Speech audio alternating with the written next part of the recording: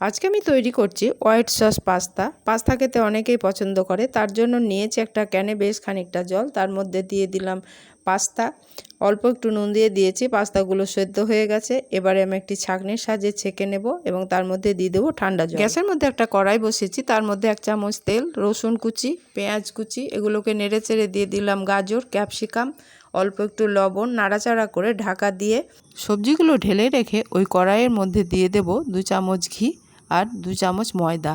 ময়দা আর ঘিটা ভালোভাবে মিশিয়ে নিয়ে তার মধ্যে দিয়ে দেব দুধটা ভালোভাবে মিশিয়ে নিতে হবে, নাহলে দলা পাকিয়ে যাবে। এর মধ্যে দিয়ে দিচ্ছি 1 চামচ চিলি ফ্লেক্স, 1 চামচ গোলমরিচ গুঁড়ো। এবার এগুলোকে নেড়ে চেড়ে তার মধ্যে দিয়ে দেব চিজ কুড়ানো। তারপরে সবজিগুলো দিয়ে ভালোভাবে মিশিয়ে নেব।